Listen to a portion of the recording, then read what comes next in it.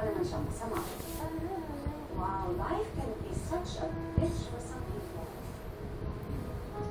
Alam mo, Mila, hindi ko maintindihan kung bakit yun yung reaction mo sa sinabi ng asawa mo. Parang nakikuha ka, hindi ko ba? Pero sigurado, wala rin si Carlos. Makuha mo yung tulog ng asawa. Stop this talk about Carlos. Kasi hindi naman ako tumayo at kumastos ng plane fare papunta ng Amerika for anything other than Elise. Gusto kong makita, gusto kong tumamay, gusto kong malaman kung anong profesyon ng anak ko. Kaya pwede pa sa mga natin. Please.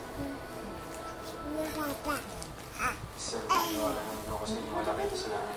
Kung hindi magagawa ko ako, sige nila.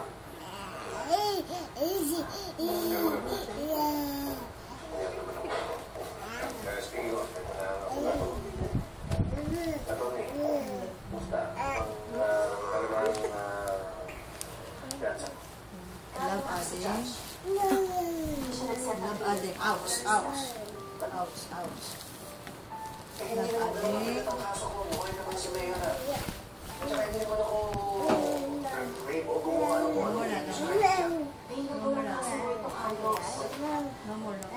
May patuba ko, nagkakayo ng influential judge.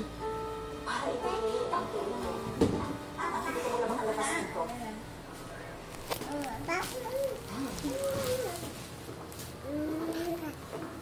Siyang makapagsalita na siyang nagising. Pero normal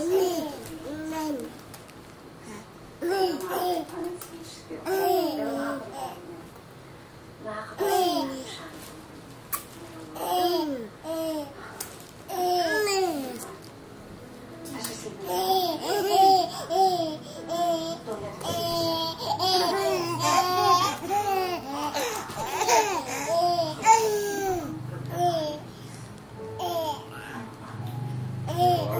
Sir Carlos, ha?